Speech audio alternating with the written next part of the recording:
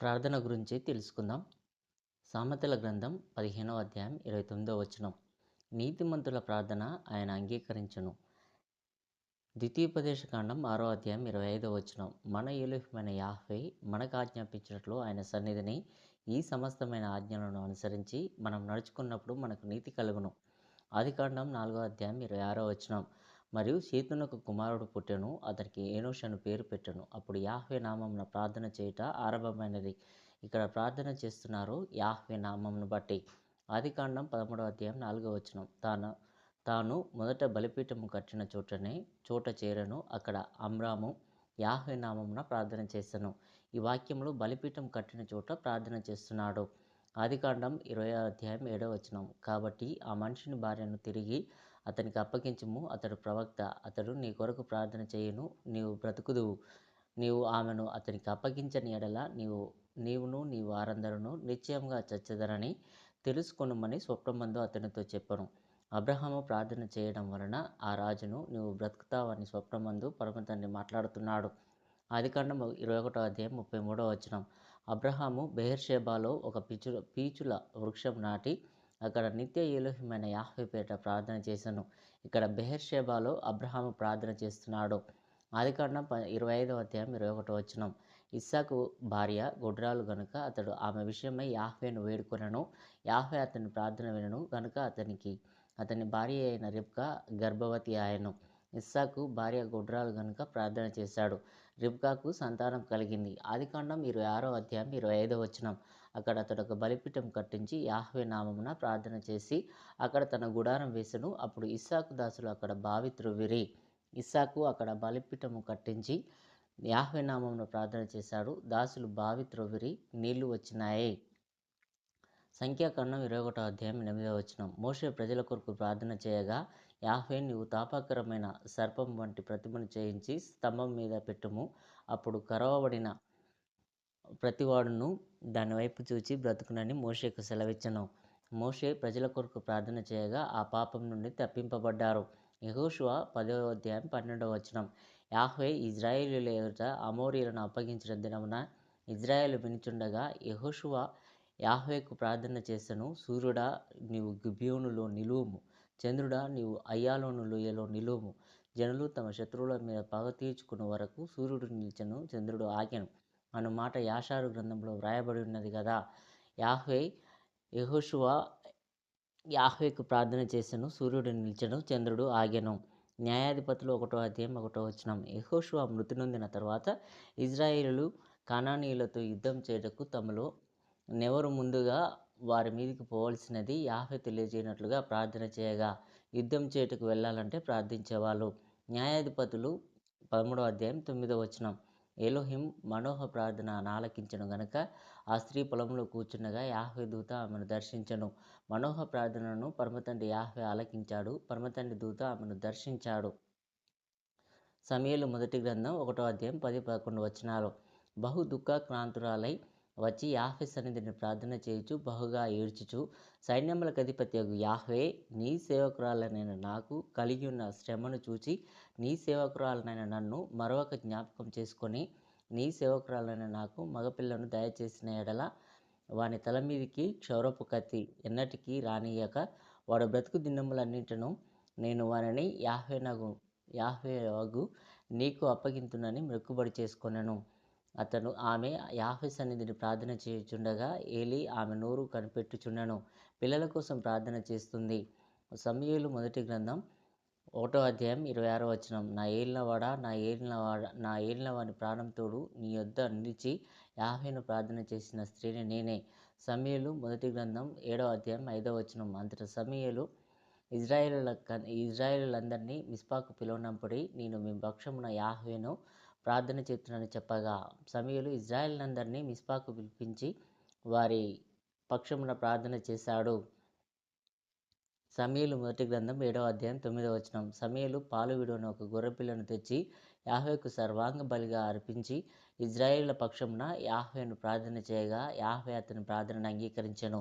సమూయేలు ఇజ్రాయేలుల పక్షమున పరమతండ్రి యాహ్వేకు ప్రార్థన చేయగా యాహ్వే అతని ప్రార్థనను అంగీకరించాడు.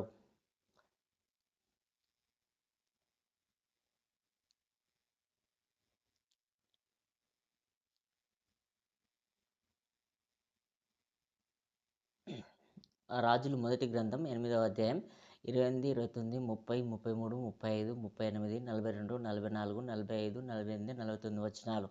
అయినను ఏలోహిం యాహ్వే నా ఏలోహిం నీ దాసుడనైన నా ప్రార్థనను విన్నపమును అంగీకరించి ఈ దినమున నీ దాసుడనైన నేను చేయు ప్రార్థనను పెట్టుమొరను ఆలకింపుము. నీ దాసుడనైన నేను చేయు ప్రార్థనను దయతో అంగీకరించినట్లు నా నామం అక్కడ ఉండునని ఏ స్థలమును గూర్చి నువ్వు సెలవిచ్చితువో ఆ స్థలమునైనా ఈ మందిరం తట్టు నీ నేత్రములు రేయింబగలు తెరవబడి ఉండునుగాక.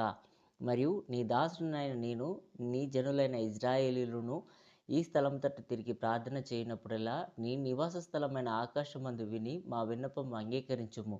వినున్నప్పుడెల్లా మమ్మను క్షమించుము. మరియు ఇజ్రాయేలీయులకు నీ జనులు నీకు విరోధముగా పాపం చేయుట చేత తమ శత్రువుల ఎదుట మెత్తబడినప్పుడు వారు నీ తట్టు తిరిగి నీ నామమును ఒప్పుకొని ఈ మందిరమందు నిన్ను గూర్చి ప్రార్థన విన్నపములు చేయనప్పుడల్లా మరియు వారు నీకు విరోధంగా పాపం చేసినందున ఆకాశము మూయబడి వర్షము లేకపోగా నీవు వారిని ఇలాగ శ్రమ పెట్టుట వలన వారు నీ నామమును ఒప్పుకొని తమ పాపములను విడిచి ఈ స్థలం తట్టు తిరిగి ప్రార్థన చేసిన ఎడల ఇజ్రాయేలీయులకు నీ జనులలో ప్రతి మనిషి తన మనోవ్యాధిని తెలుసుకును కదా. ఒకడైనను జనులందరైనను ఈ మందిరము తట్టు తమ చేతులు చాపి ప్రార్థనా విన్నపములు చేసిన ఎడల నీ ఘనమైన నామమును గూర్చియు నీ బాహుబలమును గూర్చియు నువ్వు చాపిన బాహు ప్రసిద్ధిని గూర్చియు విందురు. వారు వచ్చి ఈ మందిరం తట్టు తిరిగి ప్రార్థన చేసిన ఎడల మరియు నీ జనులు తమ శత్రువులతో యుద్ధము చేయుటకై నీవు వారిని పంపించు ఏ స్థలంకైనాను బయలుదేరినప్పుడు నీవు కోరుకునిన పట్టణం తట్టును నీ నామఘనతకు నేను కట్టించిన మందిరం తట్టును యాహ్వేయగు నీకు వారు ప్రార్థన చేసిన ఎడల ఆకాశమందు నీవు వారి ప్రార్థన విన్నపములను విని వారి కార్యమును నిర్వహించుము. తమను చెరగా కొనిపోయిన వారి యొక్క దేశమందు పూర్ణ హృదయంతోనూ పూర్ణాత్మతోనూ వారిని తట్టు తిరిగి నీవు వారి పితరులకు దయచేసిన దేశము తట్టును నీవు కోరుకునిన పట్టణం తట్టును నీ నామఘనతకు నేను కట్టించిన మందిరపు తట్టును నిన్ను గూర్చి ప్రార్థన చేసిన ఎడల ఆకాశమును నీ నివాస స్థలమందు నీవు వారి ప్రార్థన విన్నపములను విని వారి కార్యమును నిర్వహించి. సొలొమోను రాజు ఆలయాన్ని నిర్మించినప్పుడు ప్రజలు పరమతండ్రి వైపు మళ్ళినప్పుడు వారి యొక్క ప్రార్థన విని వారిని విడిపించమని రక్షించమని పరమతండ్రి యాహ్వేను వేడుకుంటున్నాడు. రాజులు మొదటి గ్రంథం 9వ అధ్యాయం 3వ వచనం. అతనితో ఇలాగ సెలవిచ్చెను, నా సముఖమందు నువ్వు చేసిన ప్రార్థనా విన్నపములను నేను అంగీకరించి తిని నా నామమును అక్కడ సదాకాలం ఉంచుటకు నీవు కట్టించిన ఈ మందిరమును పరిశుద్ధపరిచి ఉన్నాను. నా దృష్టియు నా మనస్సును ఎల్లప్పుడూ అక్కడ ఉండును. సొలొమోను రాజు ప్రార్థనా విన్నపములను పరమతండ్రి యాహ్వే అంగీకరించాడు. మొదటి రాజులు 17వ అధ్యాయం 22వ వచనం. యాహ్వే ఏలియా చేసిన ప్రార్థన ఆలకించి ఆ చిన్నవానికి ప్రాణం మరలా రానిచ్చినప్పుడు వాడు బ్రతికెను. ఏలియా చేసిన ప్రార్థన ఆలకించి పరమతండ్రి యాహ్వే ఆ చిన్నవాడిని బ్రతికించాడు. మొదటి రాజుల గ్రంథం 18వ అధ్యాయం 24-26 వచనాలు. తర్వాత మీరు మీ దేవత పేరును బట్టి ప్రార్థన చేయుడి. నేనైతే యాహ్వే నామమును బట్టి ప్రార్థన చేయుదును. ఏ దేవుడు కట్టెలను తగలబెట్టుట చేత ప్రత్యుత్తరమిచ్చునో ఆయనే దేవుడని నిశ్చయించుదాము రండని ఏలియా మరల జనులతో చెప్పగా జనులందరూ ఆ మాట మంచిదని ప్రత్యుత్తరమిచ్చిరి. అప్పుడు ఏలియా బయలు ప్రవక్తలను పిలిచి, మీరు అనేకులై ఉన్నారు గనుక మీరే మొదట ఒక ఎద్దును కోరుకొని సిద్ధం చేసి మీ దేవత పేరును బట్టి ప్రార్థన చేయుడు.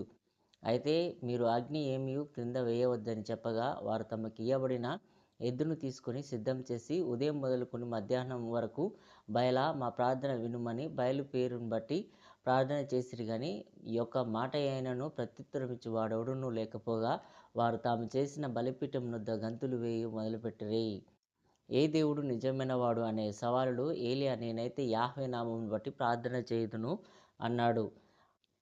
రాజులు మొదటి గ్రంథం 18:36-38 వచనాలు.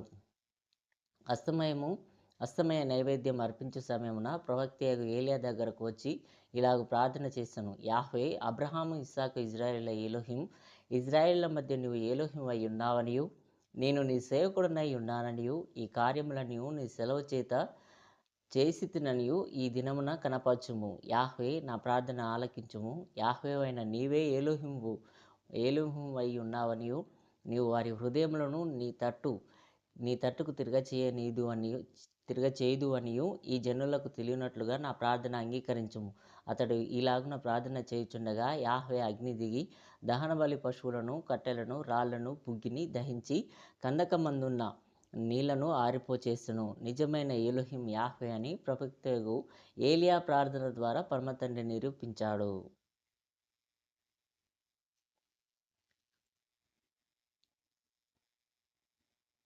మొదటి రాజుల గ్రంథం 19వ అధ్యాయం మొదటి రాజులు 2వ గ్రంథం 4వ అధ్యాయం 33-37 వచనాలు. రాజులు 2వ గ్రంథం. తానే లోపలికి పోయి వారిద్దరి లోపల నుండగా తలుపు వేసి యాహ్వేకు ప్రార్థన చేసి మంచం మీద ఎక్కి బిడ్డ మీద తన్ను చాచుకుని తన నోరు వాని నోటి మీదను, తన కండ్లు వాని కండ్ల మీదను, తన చేతులు వాని చేతుల మీదను ఉంచి బిడ్డ మీద పొడుగుగా పట్టుకొనగా ఆ బిడ్డ ఒంటికి వెట్ట పుట్టెను. తాను దిగి ఇంటిలో యువతల నుండి అవతలకు ఒకసారి తిరిగి నడిచి మరలా మంచం మీద ఎక్కి దాని మీద పొడుగుగా పండుకొనగా బిడ్డ 7 మార్లు తుమ్మి కళ్ళు తెరిచెను. అప్పుడు అతడు గేహాజీని పిలిచి ఆ షునేమీరాలిని పిలుచుకుని రమ్మనగా వాడు ఆమెను పిలిచెను. ఆమె అతని యొద్దకు రాగా అతడు నీ కుమారుని ఎత్తుకొనుమని ఆమెతో చెప్పెను. అంతటా ఆమె లోపలికి వచ్చి అతని కాళ్ళ మీద సాష్టాంగ పడి లేచి తన కుమారుని ఎత్తుకొని పోయాను. ఎలీషా పరమతండ్రి యాహ్వేకు ప్రార్థన చేసి షునేమీరాలి బిడ్డను బ్రతికించాడు. రాజులు 2వ గ్రంథం 6వ అధ్యాయం 17వ వచనం. యాహ్వే వీడు చూచినట్లు దయచేసి వీని కళ్ళను తెరువమని ఎలీషా ప్రార్థన చేయగా యాహ్వే ఆ పనివాని కళ్ళను తెరవచేసెను. గనుక వాడు ఎలీషా చుట్టూను పర్వతం అగ్ని గుర్రముల చేత రథముల చేతను నిండియుండుట చూచెను. ఎలీషా ప్రార్థన చేయగా పరమతండ్రి యాహ్వే పనివాని కళ్ళను తెరిచాడు. రాజులు 2వ గ్రంథం 6వ అధ్యాయం 18వ వచనం. ఆ దండువారు అతన్ని సమీపించినప్పుడు ఎలీషా ఈ జనులను అంధత్వముతో మొత్తుమని యాహ్వేను వేడుకొనగా ఆయన ఎలీషా చేసిన ప్రార్థన చొప్పున వారిని అంధత్వంతో మొత్తెను. ఎలీషా చేసిన ప్రార్థన చొప్పున పరమతండ్రి యాహ్వే సిరియనులను అంధత్వంతో మొత్తాడు. రాజులు 2వ గ్రంథం 6వ అధ్యాయం 20వ వచనం. వారు షోమ్రోనులోనికి వచ్చినప్పుడు అతడు యాహ్వే వీరు చూచినట్లు వీరి కళ్ళను తెరువమని ప్రార్థన చేయగా యాహ్వే వారి కళ్ళను తెరవచేసెను గనుక వారు తాము షోమ్రోను మధ్య ఉన్నామని తెలుసుకునిరి. సిరియనులు చూచినట్లు వారి కళ్ళను తెరువమని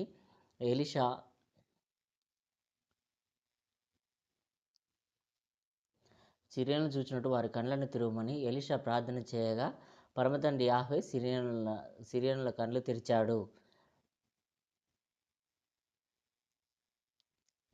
రాజులు 2వ గ్రంథం 19వ అధ్యాయం 15వ వచనం. యాహ్వే సన్నిధిని ఇట్లని ప్రార్థన చేసెను. యాహ్వే కెరూబుల మధ్యను నివసించుచున్న ఇజ్రాయేలుల ఎలోహిం, భూమ్యాకాశములను కలగజేసిన అద్వితీయ యాహ్వే, నీవు లోకమందున్న సకల రాజ్యములకు ఎలోహిం వై ఉన్నావు. ప్రార్థన. కెరూబుల మధ్యను నివసించుచున్న ఇజ్రాయేలుల యాహ్వే, భూమ్యాకాశములను కలగజేసిన అద్వితీయ యాహ్వే, నీవు లోకమందున్న సకల రాజ్యములకు ఎలోహిం వై ఉన్నావు.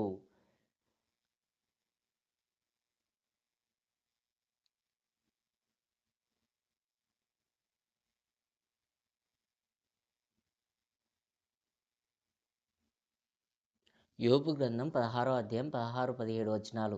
నా చేత బలాత్కారం జరగకపోయినను, ప్రార్థన యథార్థంగా నుండినను, ఏడ్పు చేత నా ముఖము ఎర్రబడి ఉన్నది, నా కనురెప్పల మీద మరణాంధకారం నిలుచున్నది. కష్టాలు వచ్చి సర్వస్వం కోల్పోయిన యోబు ప్రార్థనలో యథార్థంగా ప్రవర్తించాడు. అలా మనం ఉండాలని ఈ యొక్క వాక్యం నేర్పిస్తుంది. యోబు గ్రంథం 22వ అధ్యాయం 27వ వచనం. నీవు ఆయనకు ప్రార్థన చేయగా ఆయన నీ మనవి ఆలకించును, నీ మొక్కుబళ్ళు నీవు చెల్లించదవు. ప్రార్థన చేయగా పరమతండ్రి మన మనవి ఆలకిస్తాడు. యోబు గ్రంథం 27వ అధ్యాయం 10వ వచనం. వాడు సర్వశక్తిని యందు ఆనందించునా, వాడు అన్ని సమయములలో ఎలోహింకి ప్రార్థన చేయునా. అన్ని సమయములలో పరమతండ్రి యాహ్వేకి ప్రార్థన చేయాలి.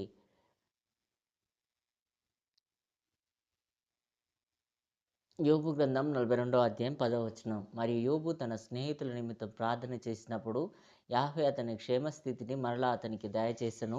మరియు యోబునకు పూర్వం కలిగిన దానికంటే 200 అధికంగా యాహ్వే అతనికి దయచేసెను. యోబు తన స్నేహితుల నిమిత్తం ప్రార్థన చేశాడు.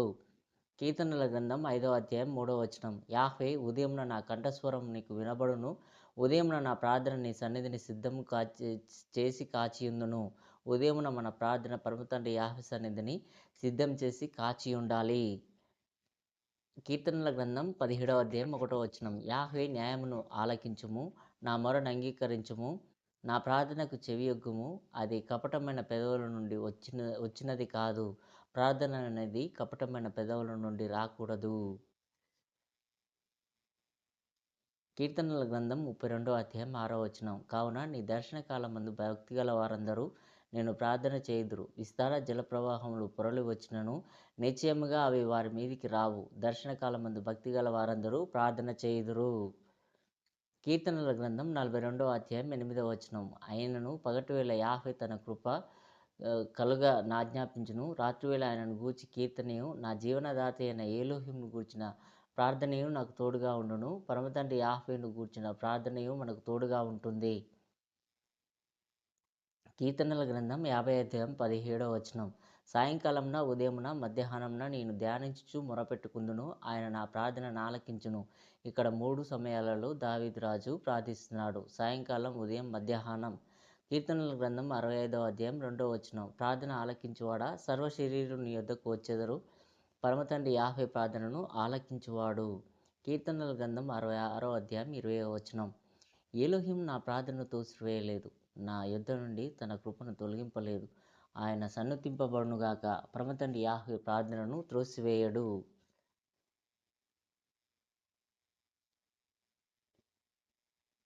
కీర్తనల గ్రంథం 102వ అధ్యాయం 17వ వచనం.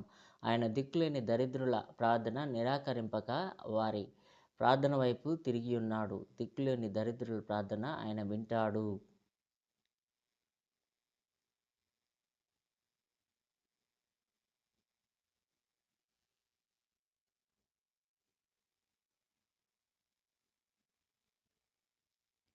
యెషయా గ్రంథం 35వ అధ్యాయం 15-17 వచనాలు. యాహ్వే సన్నిధిని ఇట్లని ప్రార్థన చేసెను. యాహ్వే, కేరూబుల మధ్యను నివసించుచున్న ఇజ్రాయేలీయుల ఎలోహిం, భూమ్యాకాశములను కలగజేసిన అద్వితీయ యాహ్వే, నీవు లోకమందున్న సకల రాజ్యములకు ఎలోహింవై ఉన్నావు. సైన్యములకు అధిపతియగు యాహ్వే, చెవియొగ్గి ఆలకించుము. యాహ్వే, కన్నులు తెరచి దృష్టించుము. జీవం గల ఎలోహింవైన నిన్ను దూషించుటకై సన్హెరీబు పంపిన వాని మాటలను చెవినబెట్టుము. హిజ్కియా ప్రార్థన.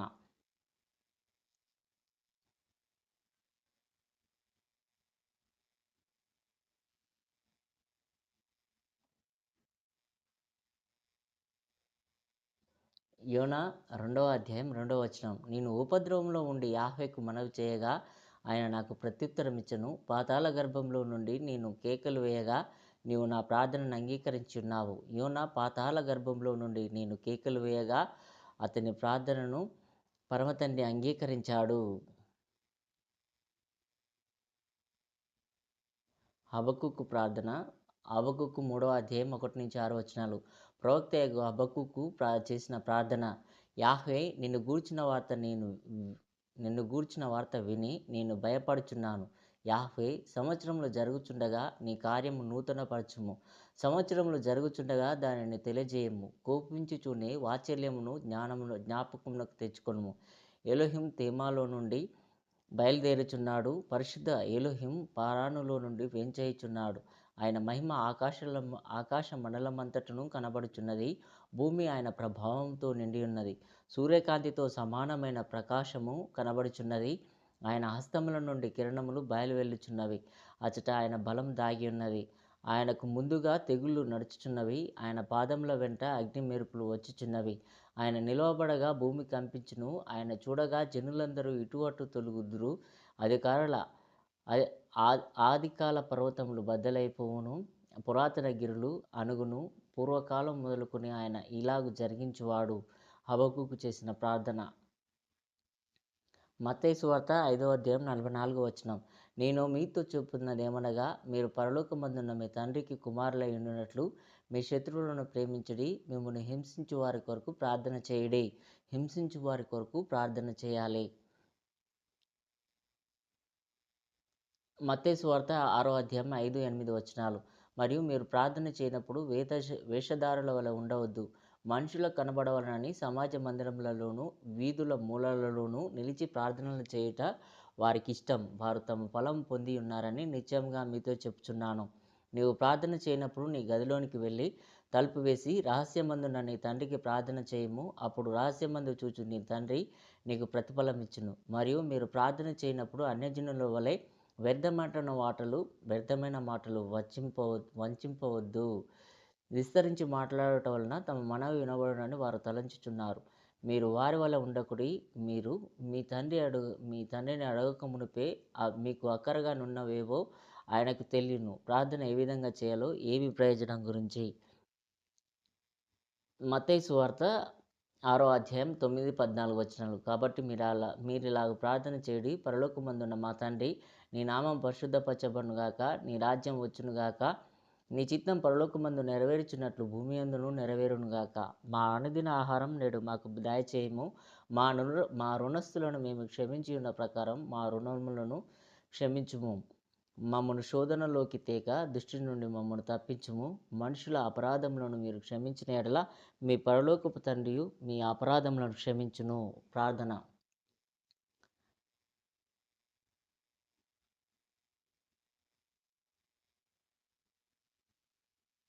మార్కు సువార్త 11వ అధ్యాయం 24వ వచనం.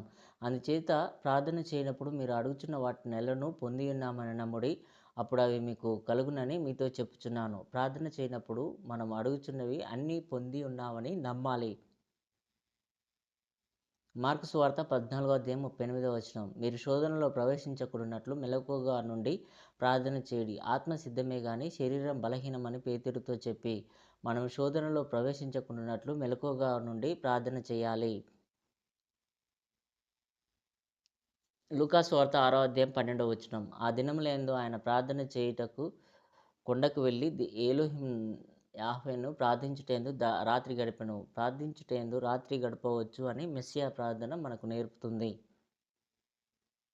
లూకా సువార్త 11వ అధ్యాయం 1వ వచనం. ఆయన యొక్క చోట ప్రార్థన చేయుచుండెను. ప్రార్థన చాలించిన తర్వాత ఆయన శిష్యులతో ఒకడు, ఏలోహిం, యోహాను తన శిష్యులకు నేర్పినట్టుగా మాకును ప్రార్థన నేర్పమని ఆయన అడిగాను. ప్రార్థన శిష్యులకు. లూకా సువార్త 11వ అధ్యాయం 2-4 వచనాలు. అందుకాయన, మీరు ప్రార్థన చేయనప్పుడు, తండ్రి, నీ నామం పరిశుద్ధపరచబడునుగాక, నీ రాజ్యం వచ్చునుగాక, మాకు కావలసిన అనుదిన ఆహారం దినదినం మాకు దయచేయము. మేము మాకు అచ్చి ఉన్న ప్రతి వారిని క్షమించుచున్నాము గనుక మా పాపములను క్షమించుము. మమ్మను శోధనలోనికి తేకుము అని పలుకుడని వారితో చెప్పాను. లూకా సువార్త 18వ అధ్యాయం 1వ వచనం. వారు విసుకక నిత్యం ప్రార్థన చేయుచుండవలెననుటకు ఆయన వారితో ఈ ఉపమానం చెప్పెను. విసుకక నిత్యం ప్రార్థన చేయాలి. లూకా సువార్త 22వ అధ్యాయం 45-47 వచనాలు. ఆయన వేదన పడి మరింత ఆతురముగా ప్రార్థన చేయగా ఆయన చెమట నేలపడుచున్న గొప్ప రక్త బిందువుల వలె ఆయన ప్రార్థన చాలించి లేచి తన శిష్యుల వద్దకు వచ్చి, వారు దుఃఖం చేత నిద్రించుట చూచి, మీరెందుకు నిద్రించుచున్నారు? శోధనలో ప్రవేశించకుండానట్లు లేచి ప్రార్థన చేయుడని వారితో చెప్పెను. శోధనలో ప్రవేశించకుండా ప్రార్థన చేయాలి.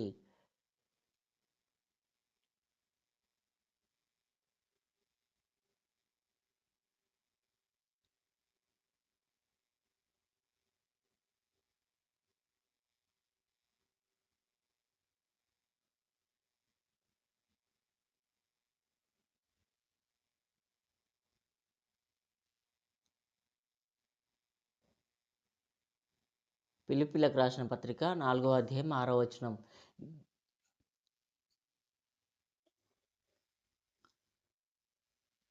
దేనిని గూర్చి చింతపడకుడు గాని ప్రతి విషయంలోనూ ప్రార్థన విజ్ఞాపనముల చేత కృతజ్ఞతాపూర్వకంగా మీ విన్నపములు యాహోవాకు తెలియజేయుడి. దేనిని గూర్చి చింతపడవద్దు.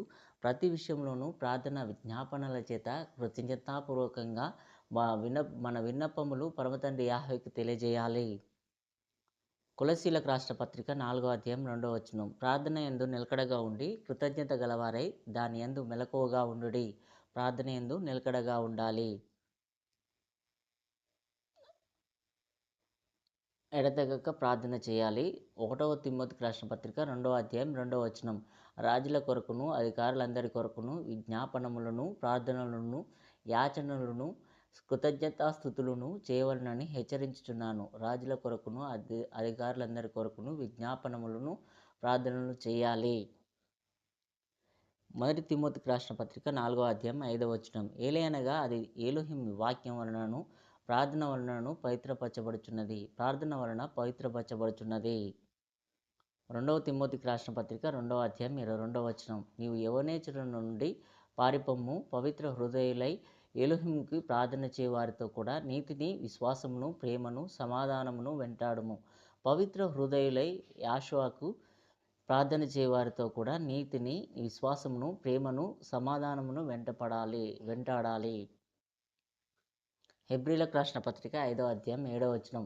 శరీరధారి అయిన దినములలో మహారోదనముతోనూ కన్నీళ్లతోనూ తను మరణం నుండి రక్షింపగల వాని ప్రార్థనలను యాచనలను సమర్పించి భయభక్తులు కలిగి ఉన్నందున ఆయన అంగీకరింపబడను. యెషూవ మెస్సియా ప్రార్థనలను గురించి చెప్పబడింది.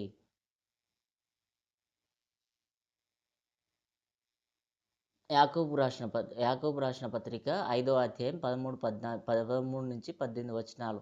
మీలో ఎవనికైనాను శ్రమ సంభవించినో అతడు ప్రార్థన చేయవలను. ఎవనికైనాను సంతోషం కలిగినా అతడు కీర్తనలు పాడవలను.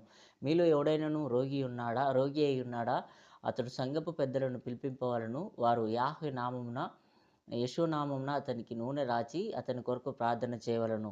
విశ్వాస సహితమైన ప్రార్థన ఆ రోగిని స్వస్థపరచును. యెషూవ అతనిని లేపును. అతడు పాపములు చేసిన వాడైతే పాప క్షమాపణ నొందును. మీ పాపములను ఒకనితో ఒకడు ఒప్పుకొనుడి. మీరు స్వస్థత పొందినట్లు ఒకరి కొరకు ఒకరు ప్రార్థన చేయడి. నీతిమంతుని విజ్ఞాపన మనపూర్వకమైనదై బహుబలం గలదై ఉండును. ఏలియా మన వంటి స్వభావం గల మనుషుడే. వర్షింపకుండానట్లు అతడు ఆసక్తితో ప్రార్థన చేయగా 3.5 సంవత్సరముల వరకు భూమి మీద వర్షింపలేదు. అతడు మరలా ప్రార్థన చేయగా ఆకాశం వర్షమిచ్చెను, భూమి తన ఫలమును ఇచ్చెను. ప్రార్థన ఎట్లా, ఎవరికి, ఏ సందర్భంలో చేయాలో దాని ప్రాముఖ్యత ఇక్కడ చెప్పబడింది. మొదటి పేతురు రాసిన పత్రిక 3వ అధ్యాయం 12వ వచనం. యెషూవ కన్నులు నీతిమంతుల మీదను ఆయన చెవులు వారి ప్రార్థనల వైపునను ఉన్నవి గాని యెషూవ ముఖము కీడు చేయవారికి విరోధంగా ఉన్నది. పరమతండ్రి యాహ్వే చెవులు వారి ప్రార్థనల వైపున ఉన్నవి. మొదటి పేతురు రాసిన పత్రిక 4వ అధ్యాయం 7వ వచనం. అయితే అన్నిటి అంతము సమీపమైన ఉన్నది కాగా మీరు స్వస్థబుద్ధి గలవారై ప్రార్థనలు చేయుటకు మెలకువగా ఉండాలి. యూదా రాసిన పత్రిక 1వ అధ్యాయం 20వ వచనం. ప్రియులారా, మీరు విశ్వసించు అతి పరిశుద్ధమైన దాని మీద మిమ్మును మీరు కట్టుకొనుచు పరిశుద్ధాత్మలు ప్రార్థన చేయాలి. ప్రకటన గ్రంథం 5వ అధ్యాయం 8వ వచనం. ఆయన దానిని తీసుకొనినప్పుడు ఆ 4 జీవులను వీణలను ధూపద్రవ్యములతో నిండిన సువర్ణ పాత్రలను పట్టుకొని ఉన్న ఆ 24 పెద్దలను ఆ గొర్రెపిల్ల ఎదుట సాగిలపడి ఆ పాత్రలు పరిశుద్ధుల ప్రార్థనలు. ప్రకటన గ్రంథం 8:23. మరియు సువర్ణ ధూపార్తి చేత పట్టుకుని ఉన్న వేరొక దూత వచ్చి బలిపీఠం మీదట నిలవగా సింహాసనం మీదట ఉన్న సువర్ణ బలిపీఠం పైన పరిశుద్ధులందరి ప్రార్థనలతో కలుపుటకై అతనికి బహు ధూపద్రవ్యములు ఇయ్యబడను. ప్రకటన గ్రంథం 8వ అధ్యాయం 4వ వచనం. అప్పుడు ధూపద్రవ్యములు గల పొగ పరిశుద్ధుల ప్రార్థనలతో కలిసి దూత చేతుల నుండి పైకి లేచి యాహ్వే సన్నిధిని చేరెను. ప్రకటన గ్రంథంలో పరిశుద్ధుల ప్రార్థన గురించి చెప్పబడింది.